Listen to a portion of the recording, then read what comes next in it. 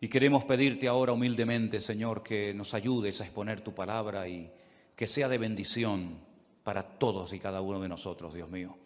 Te damos muchas gracias porque siempre tu palabra nos habla, nos instruye, nos anima, nos fortalece y queremos pedirte que una vez más sea así, Señor.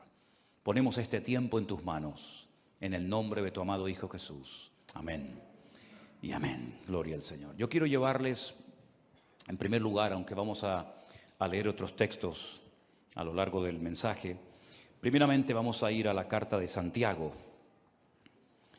Está casi al final del Nuevo Testamento.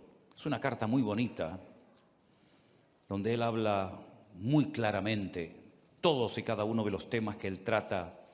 Es muy directo, muy fácil de entender. Esto no significa de que no sea profundo en su mensaje, pero utiliza un lenguaje tan fácil de entender que cuando uno lee la carta de Santiago uno disfruta muchísimo, porque uno entiende lo que lee. Cuando uno lee la palabra y la entiende, uno disfruta y goza muchísimo, ¿verdad? Él habla de muchos temas a lo largo de esta carta y parece ser que con los ricos estaba un poco picado, ¿eh? A los ricos les habla muy fuerte, porque era una época en la que las clases sociales estaban muy bien diferenciadas y los ricos en aquella época pues afligían a los pobres, e incluso algunos convertidos con mucha capacidad económica iban a las iglesias y pretendían que fueran tratados de una forma diferente, ¿no? En un trato preferencial, y eso ni al Señor le agrada y a Santiago pues lógicamente tampoco, ¿no? Y él habla mucho acerca de someterse a Dios, de buscar la sabiduría que viene de lo alto, porque también habla de una sabiduría terrenal, animal y diabólica. Pero habla de la sabiduría que viene de lo alto, la sabiduría que viene de Dios. Que dicho sea de paso, él dice que si algún hermano en algún momento de su vida necesita sabiduría, porque no sabe qué hacer, pues que la pida el Señor. Pero cuando pida, que pida con fe, no dudando. Y el Señor dice que le dará la sabiduría necesaria para, en fin, para tomar la decisión o para hacer lo que le corresponda hacer. Habla acerca de la lengua,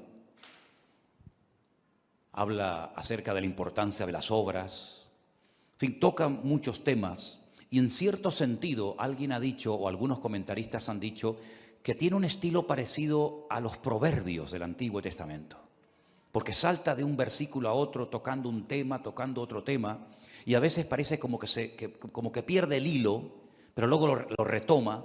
Es una carta muy interesante, es una carta muy bonita. Hay varias personas en el Nuevo Testamento que tienen el nombre de Jacobo o Santiago.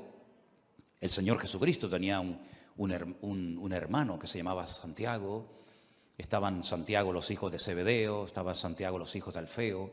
Hay varias personas que reciben este nombre. Y en el capítulo 4, él toca un tema que a mí particularmente me ha llamado muchísimo la atención. Y ahora les voy a decir por qué, cuando terminemos de leer la porción. En el capítulo 4 de Santiago, desde el versículo 13 en adelante, la palabra de Dios dice así: Vamos ahora, los que decís, hoy y mañana iremos a tal ciudad, y estaremos allá un año, y traficaremos, y ganaremos. Cuando no sabéis lo que será mañana, porque ¿qué es vuestra vida? Ciertamente es neblina que se aparece por un poco de tiempo y luego se desvanece. En lugar de lo cual deberíais decir, si el Señor quiere, viviremos y haremos esto o aquello. Pero ahora os jactáis en vuestras soberbias. Toda jactancia semejante es mala. Y al que sabe hacer lo bueno y no lo hace, le es pecado. ¿Cuántos dicen amén?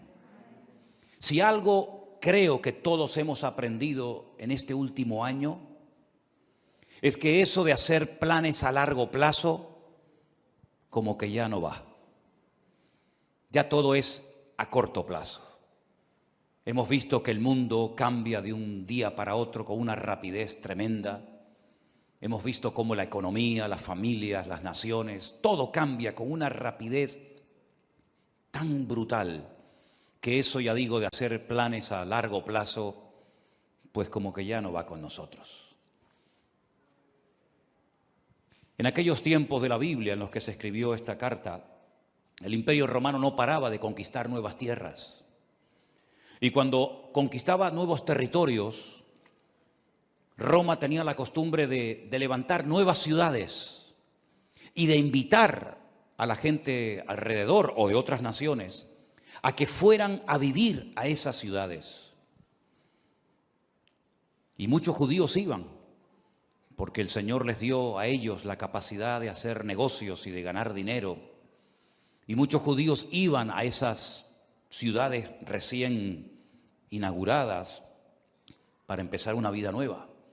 Y hacían planes, sobre todo con el objetivo, con la intención de ganar dinero, de hacerse ricos rápidamente, porque montarían el primer negocio de lo que fuera y lógicamente la gente tendría que recurrir a él para comprar lo que fuera. Y Santiago, observando la costumbre que había en aquella época de buscar nuevos territorios, nuevos lugares para empezar una vida nueva y ganar dinero rápidamente, fácilmente, dirige estas palabras específicamente a ese tipo de personas. Esas personas que hacían planes sin consultar con Dios. Esas personas que hacían planes a largo plazo y no metían a Dios en sus planes, sino que tenían como una especie de agenda, pero Dios no aparecía por ninguna parte.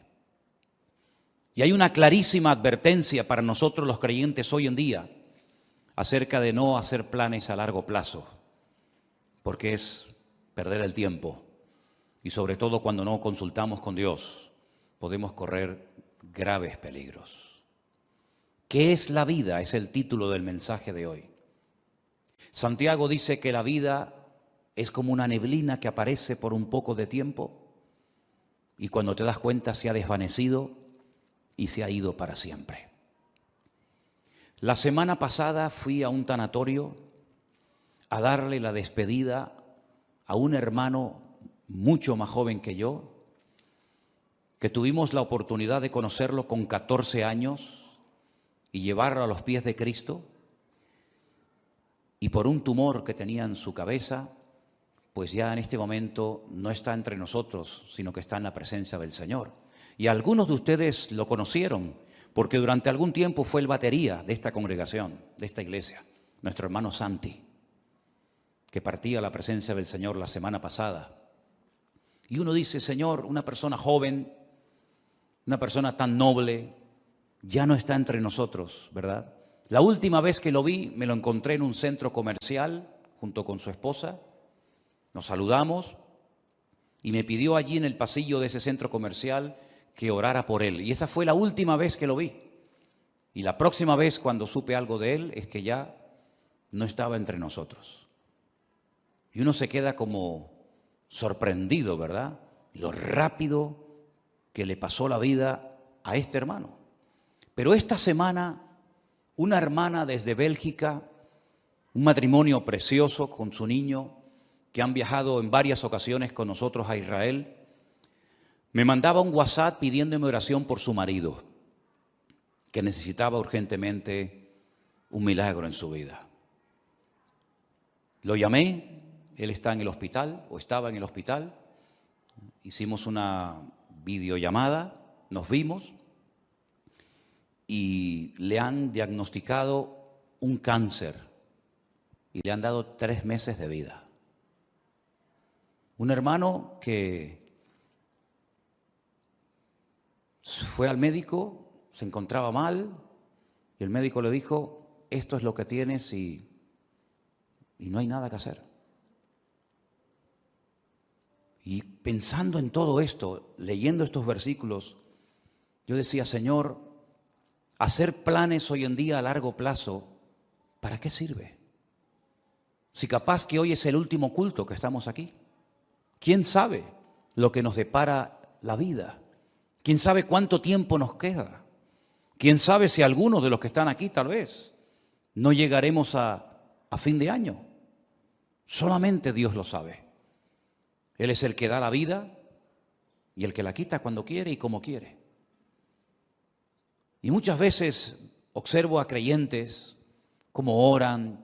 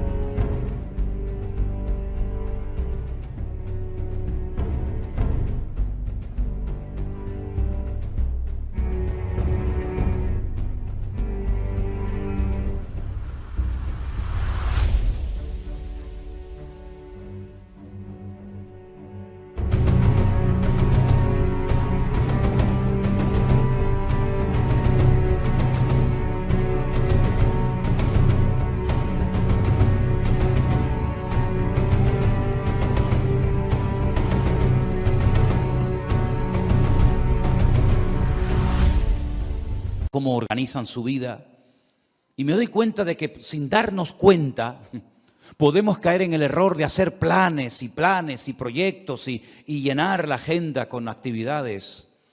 Pero, por supuesto, si Dios quiere, llevaremos a cabo esos planes, porque si Dios dice no, por más que nos empeñemos, no tiene ningún sentido. Estaba leyendo algunos versículos donde Pablo abre su corazón, por ejemplo, a los hermanos de la iglesia de Corinto y les cuenta sus planes y les dice, voy a ir aquí, voy a ir allá y quiero hacer esto y quiero hacer aquello. Y hay un momento en la carta de Pablo a los Corintios que les dice, iré pronto a vosotros si el Señor quiere. Me impactó mucho esa forma de hablar de Pablo.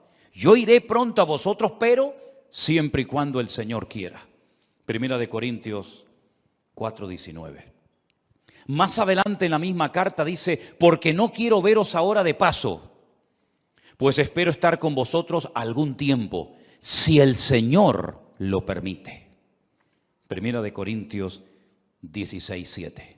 Un varón de Dios, un hombre con unos dones y unas habilidades ministeriales tremendas, pero él sabía perfectamente que si el Señor no permitía, si el Señor no quería que fuera a Corinto, a Macedonia, a Éfeso, a donde fuera, no iba a ir por muchos planes que tuviera. Y esa es la mentalidad con la que nosotros tenemos que movernos hoy en día. No vamos a hacer planes sin consultar con Dios, porque ya el Señor nos ha demostrado clarísimamente que la vida es muy corta y que eso de hacer planes a largo plazo no tiene ningún sentido. Eso no significa de que vamos a vivir muertos de miedo. Eso no significa de que vamos a estar inactivos y con una inseguridad constante y permanente en nuestra vida, ni muchísimo menos. El miedo no es de Dios. La inactividad no es la voluntad de Dios para nadie. Y vivir con inseguridad constante y permanente, menos todavía. Una cosa es que sepamos que el tiempo está en las manos del Señor y otra cosa es que vivamos con miedo, inseguros, de brazos cruzados. Nada que ver en absoluto. El futuro no está en nuestras manos. No controlamos el factor tiempo.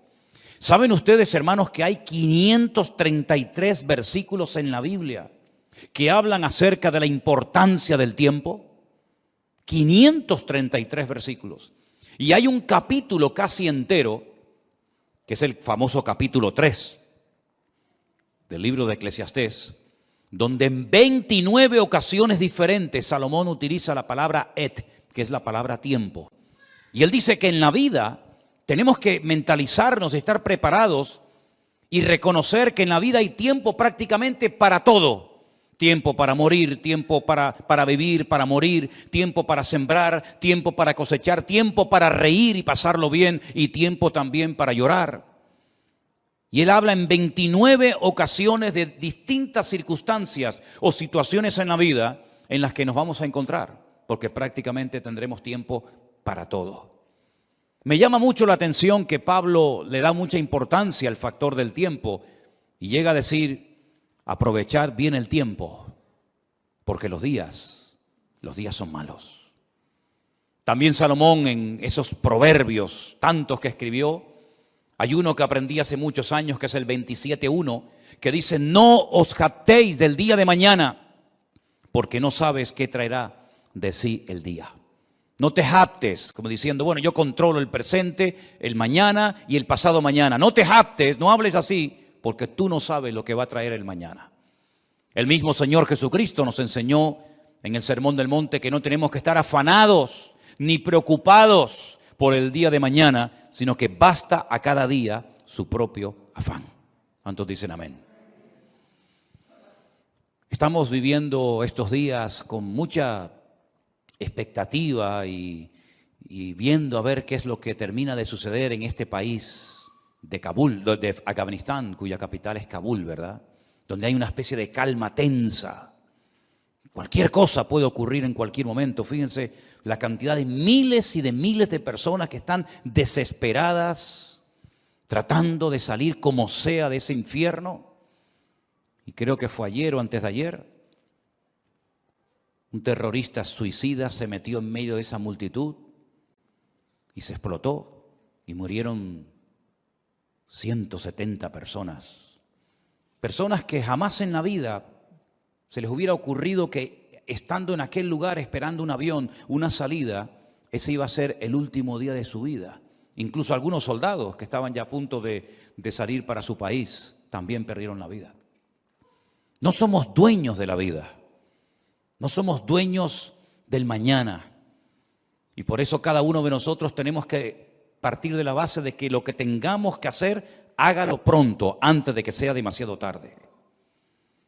También Salomón, que era un hombre que reflexionaba y meditaba sobre tantas cosas, en su libro de Eclesiastés dijo, acuérdate de tu Creador antes de que vengan los días malos, antes de que pierdas la visión, antes de que vengan los dolores, antes de que te quedes ciego, antes de que te vengan los problemas y de la vida, antes de todo eso, acuérdate de tu Creador en los días de tu juventud.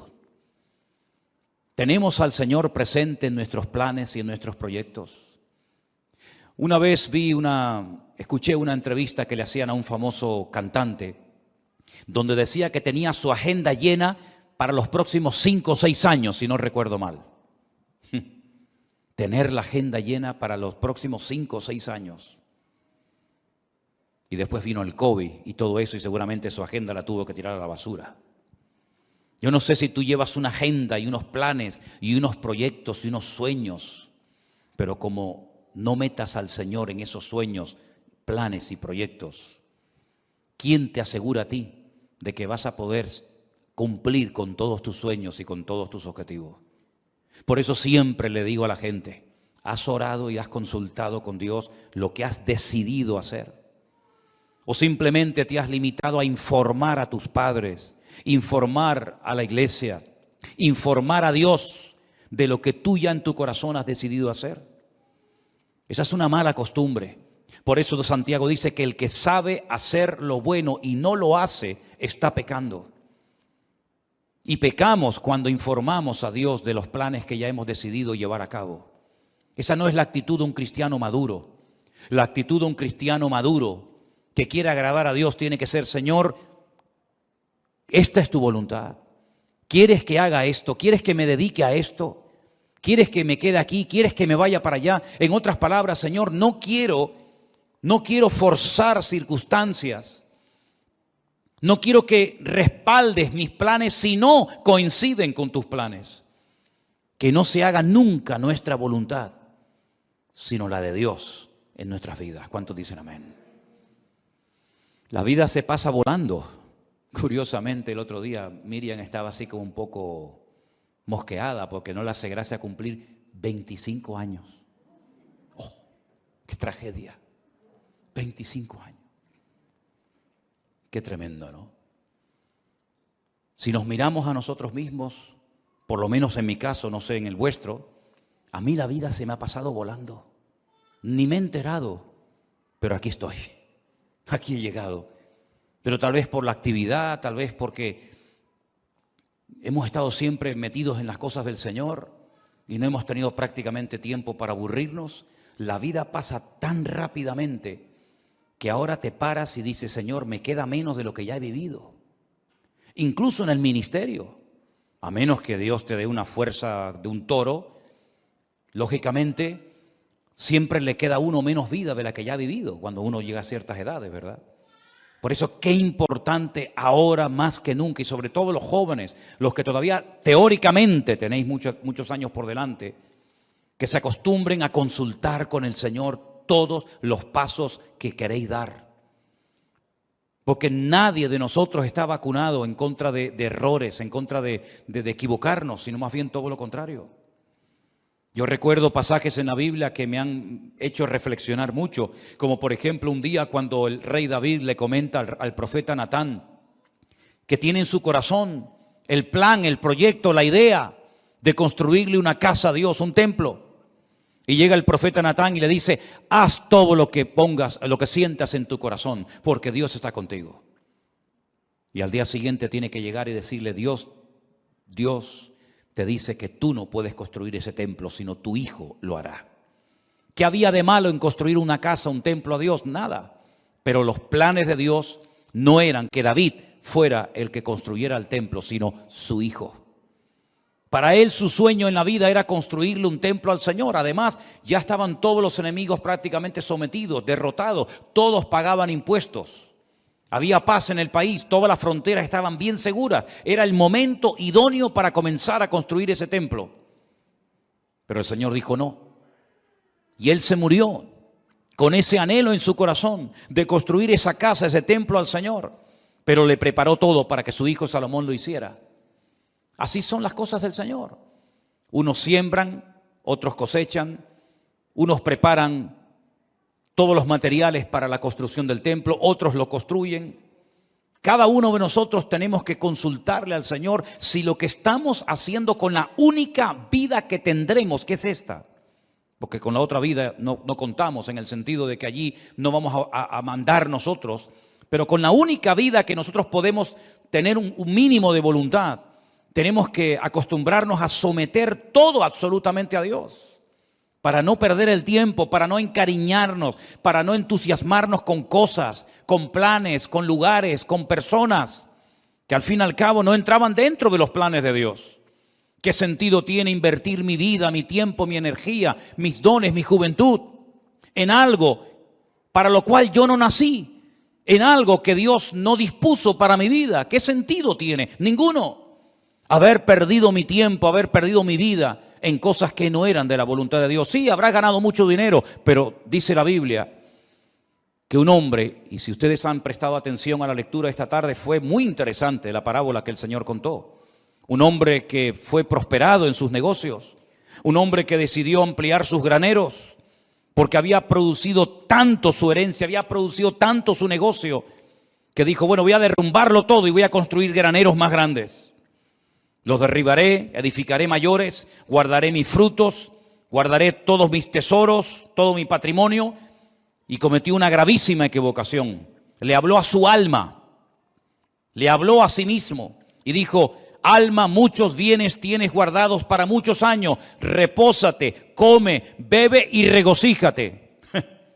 Y el Señor le dice: necio, estás hablando y comportándote como un necio.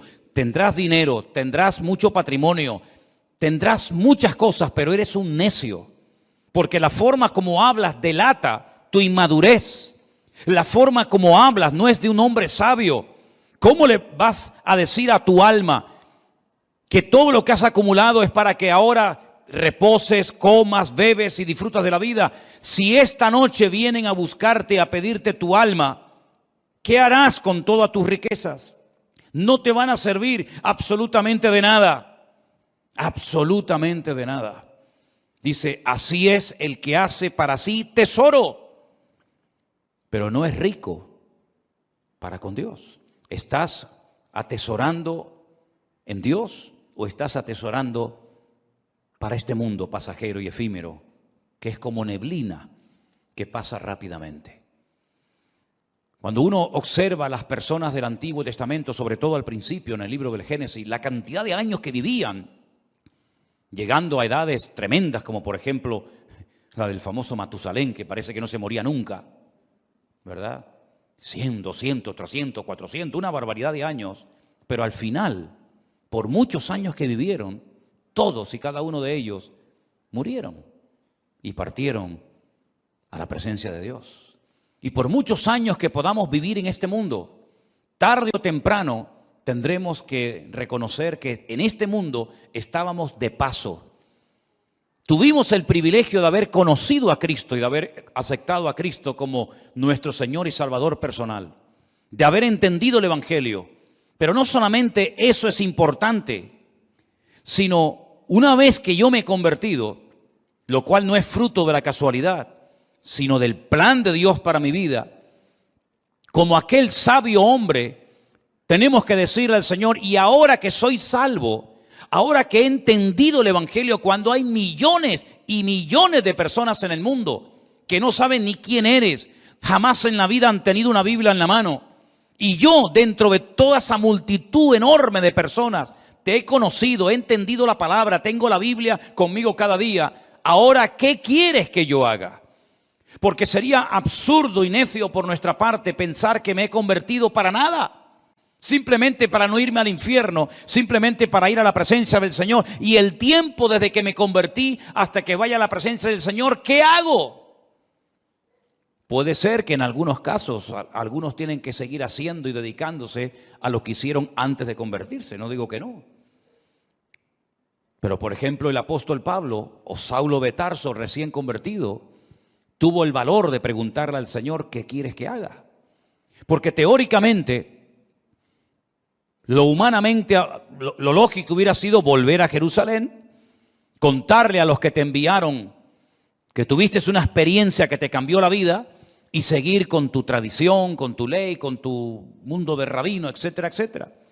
Pero fue valiente y se atrevió a decirle a Dios, ¿y ahora qué quieres que haga? Y el Señor le dijo, entra en la ciudad y se te dirá lo que debes de hacer. No le habló un ángel. No le habló Dios con una voz audible revelándole el plan para su vida, pero Dios utilizó a un hombre fiel que estaba viviendo en aquella ciudad que se llamaba Ananías. Y Ananías fue, oró por él y le dijo, hermano Saulo, esto y esto es lo que Dios quiere que hagas con tu vida. ¿Tú has tenido esa segunda experiencia? ¿O has tenido solamente la experiencia de haber nacido de nuevo? Gloria a Dios por ella. ¿O has tenido la segunda experiencia de decir, no solamente me convertí, sino que además esperé en el Señor y el Señor me reveló cuál era su voluntad para mi vida? Yo sí la tuve, tanto la primera como la segunda. Le dije una noche al Señor, muy joven, ¿qué quieres hacer con mi vida? Y Él puso en mi corazón y las puertas se me abrieron y las circunstancias se dieron para que yo me preparara. Y en los últimos 40 años de mi vida he estado sirviendo a Cristo, lo cual ha sido la mejor decisión que he tomado en toda mi vida. Y lo que lamento es que no podré tener tal vez otros 40, 50 o 60 años sirviendo al Señor, porque hay tanto por hacer. Hay tantas vidas que aún no han conocido a Cristo. Hay tanta palabra que aún queda por enseñar. Pero gloria al Señor que en la Biblia vemos que uno moría y Dios automáticamente levantaba a otro. Me imagino que para el pueblo de Israel habrá sido una tragedia, una pérdida tremenda el haber perdido a Moisés, porque además ni pudieron enterrarlo, porque se fue una mañana a orar al monte y nunca más volvió, porque dice que Dios lo enterró y nadie sabe dónde Dios lo metió. Y me imagino que algunos habrán dicho, ¿y ahora qué hacemos? El Señor levantó a otro hombre llamado Josué. Amén, hermanos. Y Josué terminó la tarea que Moisés no pudo acabar, que era la de introducir al pueblo de Israel en la tierra prometida y después distribuir la tierra proporcionalmente a todas y a cada una de las tribus de las familias. Y cuando muere Elías, aquel hombre valiente, aquel hombre que Dios usó tanto, alguien habrá dicho, bueno, ¿y ahora? ¿Ahora cómo Dios nos va a hablar si no hay nadie? Claro que había alguien. Dios levantó a un Eliseo. La tragedia fue que cuando murió Eliseo no hubo otro que se levantara como él. Y hoy en día tenemos que partir de la base de que nos complementamos los unos a los otros. Y uno llega hasta un punto y el otro sigue de ese punto al siguiente y así sucesivamente. Y tenemos que pedirle al Señor, Señor, ¿para qué me has traído a este país? ¿Para qué me has traído a esta iglesia? ¿Por qué he conocido este ministerio? ¿Por qué te he conocido a ti? El otro día paseando por la calle, oía a algunas personas hablar y conversaciones y yo decía, Señor, No sé cómo hoy en día hay gente que es capaz de vivir sin Dios. Vidas huecas, vidas vacías. No tienen tema de conversación, siempre hablan de lo mismo. Pones la televisión y llega un momento que dices, Dios mío, me siento como un bicho raro. Todo lo que oigo es como en otra frecuencia completamente diferente a la que nos tenemos que mover los creyentes. Vemos una necesidad tremenda en Afganistán. Bueno, yo no hablo el idioma de ellos ni mucho menos, pero hasta te entran las ganas de decir, Dios mío, me gustaría ir para allá para poder evangelizarles y poder hablarles de Cristo, ¿no? Y como en Afganistán hay 20.000 lugares en el mundo donde hay tanta necesidad de tanta gente que no conoce al Señor. Y después, por otra parte, te encuentras a un montón de creyentes aburridos, que no le encuentran sentido a su vida. Creyentes que pasan los días, las semanas, los meses y los años, y cuando no le duele aquí, le duele allá, y cuando no le duele allá, le duele por allá, y siempre soy yo, mi necesidad, mi economía.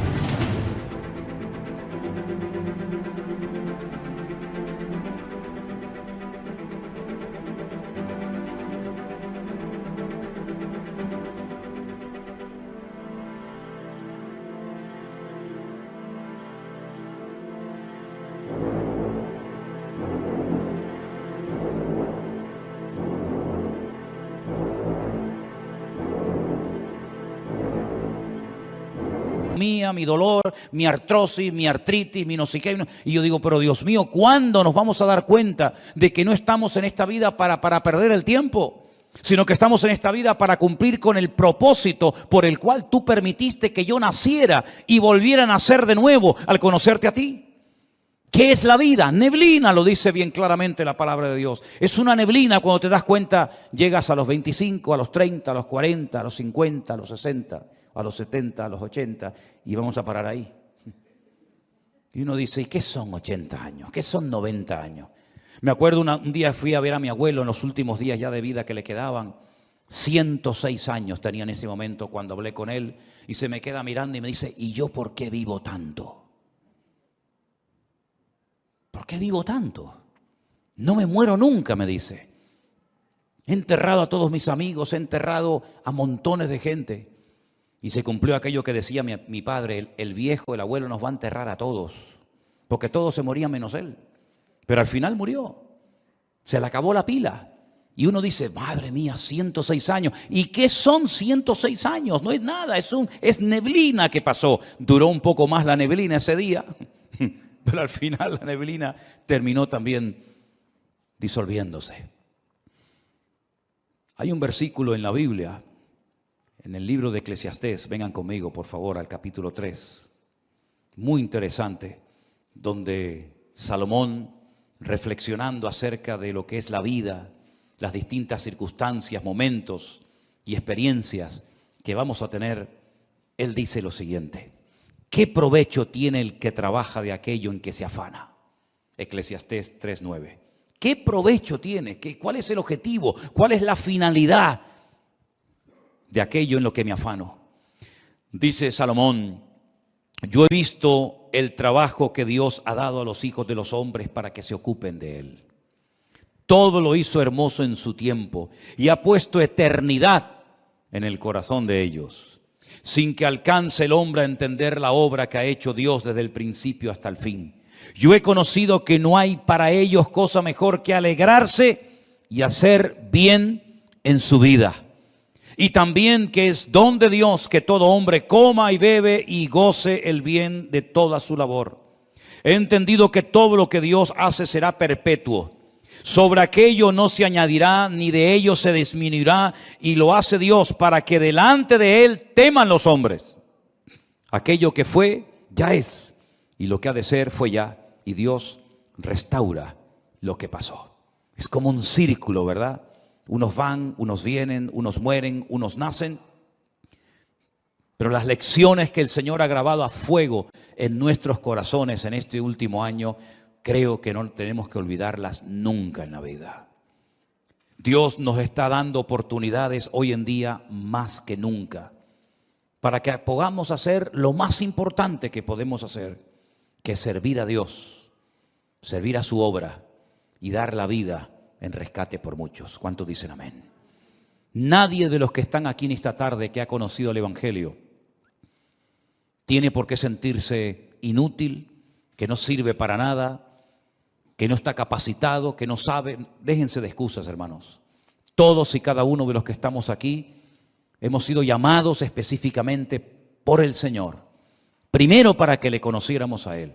Pero ya le conoces, ya está, gloria a Dios.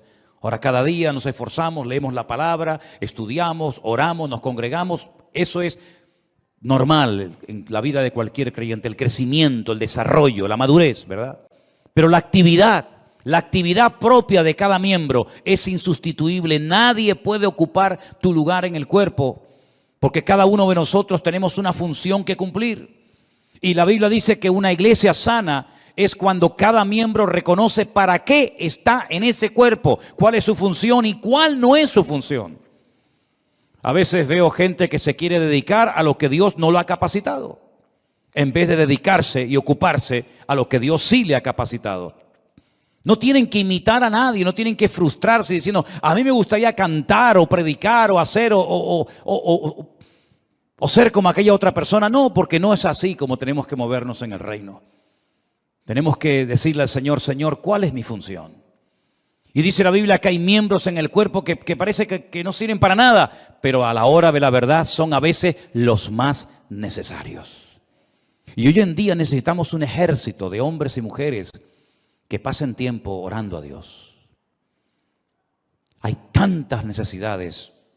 Una de las cosas que más me golpea el alma cada día es cuando recibimos cientos de peticiones de auténticas tragedias, de niños que se están muriendo, de familias destrozadas, de gente que le han diagnosticado un cáncer, de gente que se encuentra, y es todos los días, peticiones y peticiones y peticiones, y necesitamos un ejército de personas que tomen conciencia de la realidad del mundo espiritual. El mundo espiritual está cambiando de una forma galopante, tremenda, y espero equivocarme en lo que voy a decir.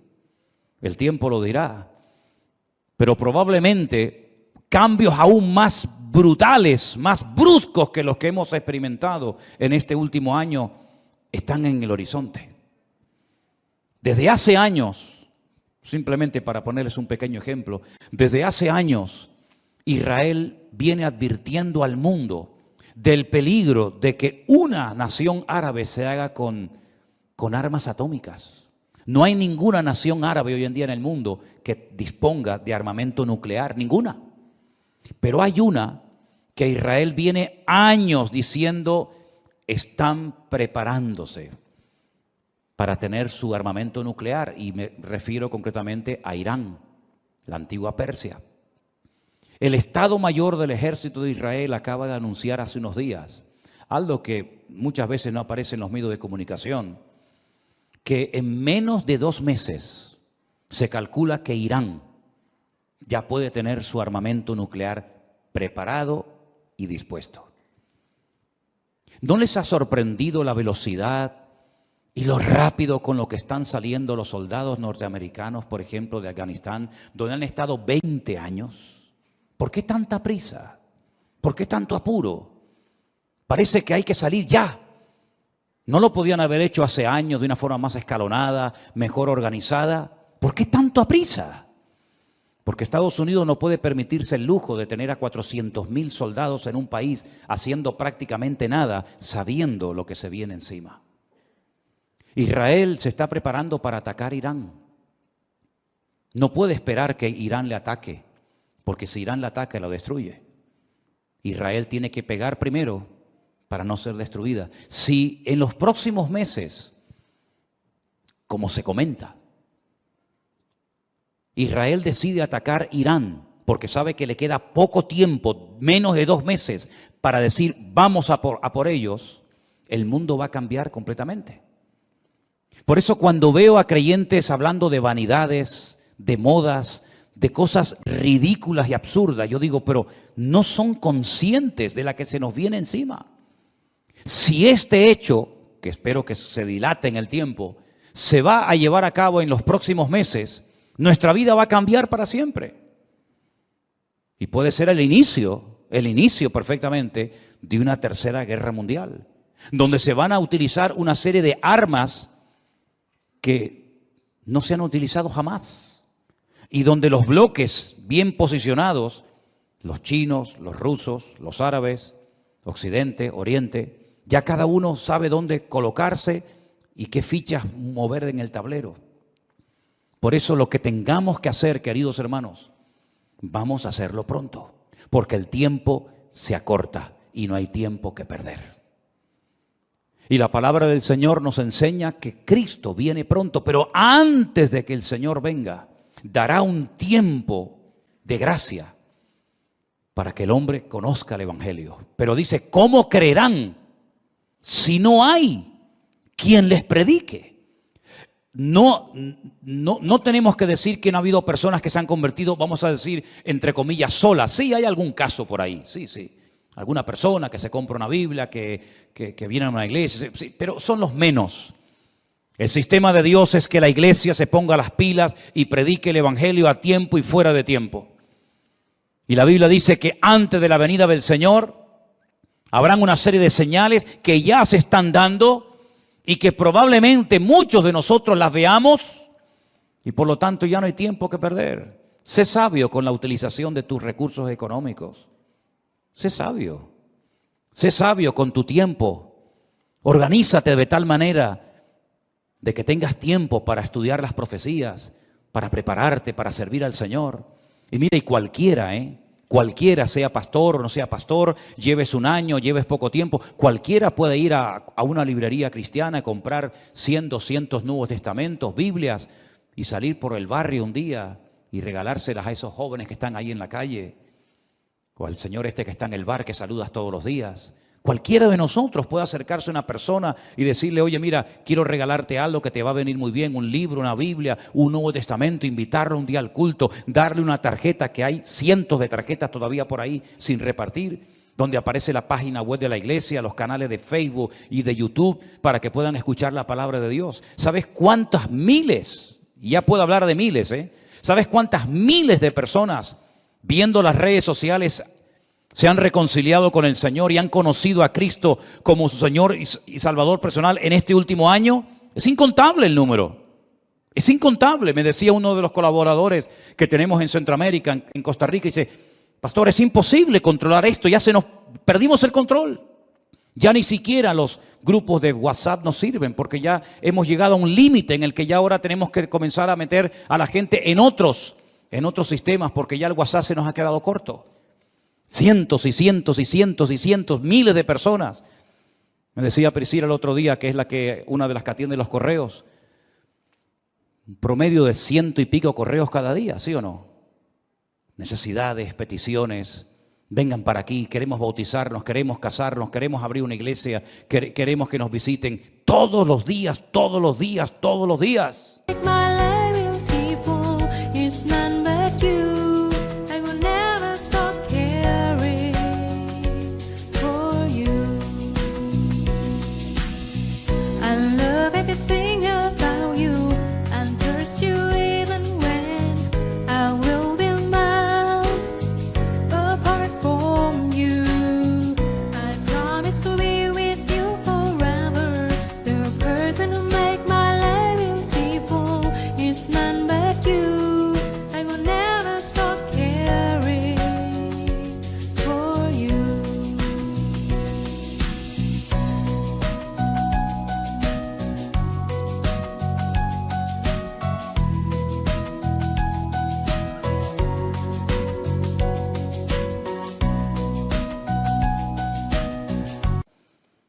Por eso, mis queridos hermanos, no hay tiempo que perder. ¿Qué es la vida? Es neblina que se pasa. Pero mientras estemos con vida, podemos ser útiles en las manos de nuestro Dios. Si usted se quiere dedicar a sus cosas sin tener en cuenta al Señor, sin meter al Señor en su agenda, Dios le bendiga. Pero necesitamos urgentemente de hombres y de mujeres que se tomen en serio este tiempo y que sepan que queda poco tiempo.